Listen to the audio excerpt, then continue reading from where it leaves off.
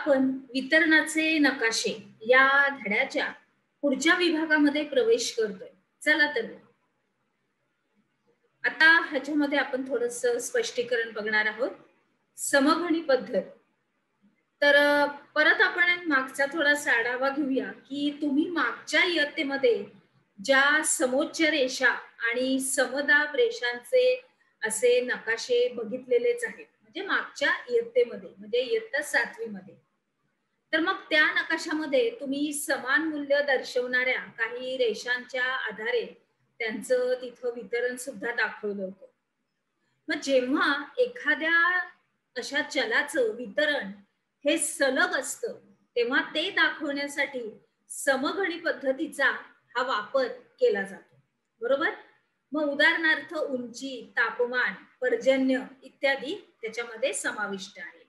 त्याच्यानंतर मग या नकाशासाठी प्रदेशातील काही ठिकाणांची उंची, तापमान, पर्जन्यमान इत्यादींची अचूक अशी सांख्यिकीय माहिती ही मिळवावी लागते. काय मिळवावी लागते?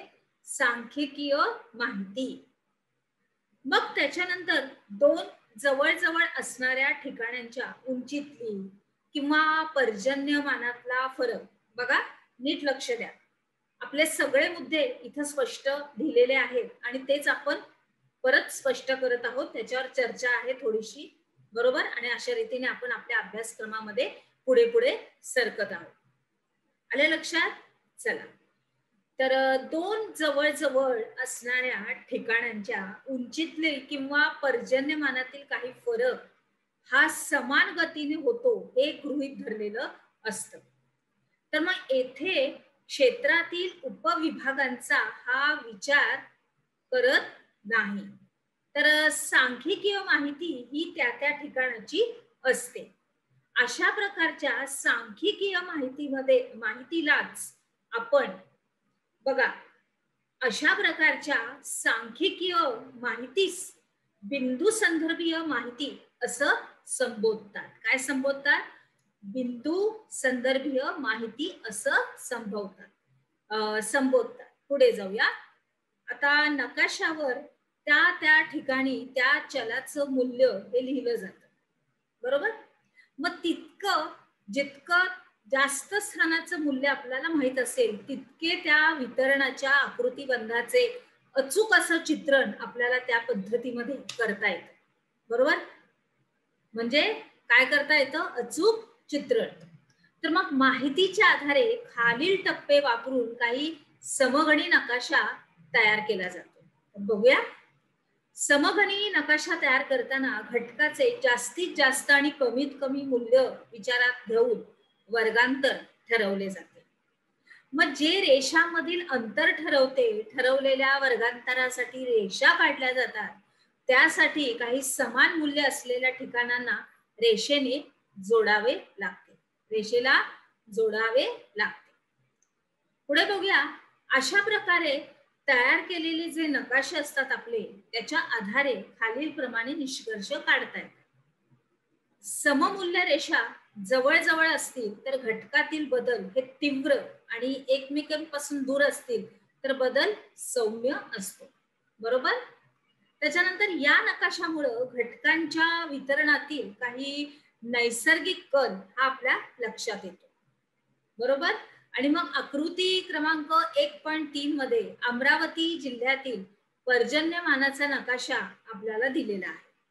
आणि या नकाशाचं तुम्ही सखोल असं वाचन करायचंय. वाचन करायचं म्हणजे काय? बघायचंय, निरीक्षण करायचंय. काय आहे, कुठली गोष्ट कुठे आहे, पर्जन्य कुठे आहे, कशा रीतीने दाखवलाय, त्याच्यासाठी खास असं कोणतं चिन्ह दिलं गेलंय हे सगळं बघायचंय. आणि मग खालील काही प्रश्नांची उत्तरं द्यायची. जिल्ह्याच्या कोणत्या दिशेला पर्जन्यमान हे जास्त आहे? जिल्ह्याच्या कोणत्या दिशेला पर्जन्यमान हे जास्त आहे? पर्जन्यमान कोणत्या दिशेने कमी होत गेले आहे? आणि जिल्ह्यात कमीत कमी पर्जन्यमान किती आहे? आलं लक्षात? पुढे जाऊया.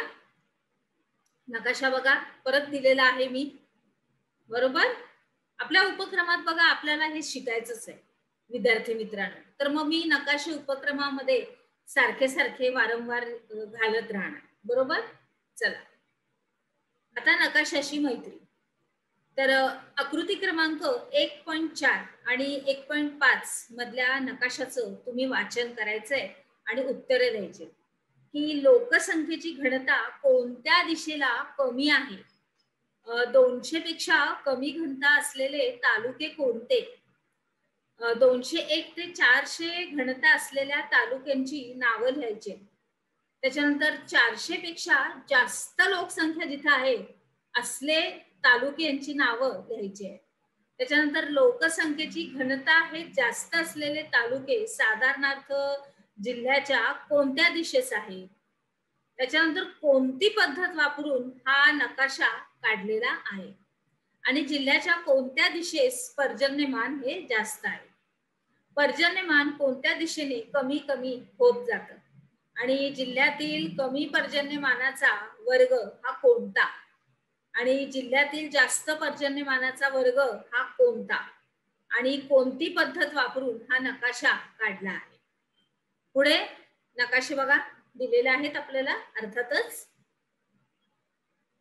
पुढे आपण काय शिकलो मध्ये फक्त एकच प्रश्न दिलाय कारण भरपूर प्रश्न या उपक्रमामध्ये आहेत. समघनी पद्धत ही संक्षिप्त रूपामध्ये स्पष्ट करायची. बरोबर. चला पुढे जाऊया.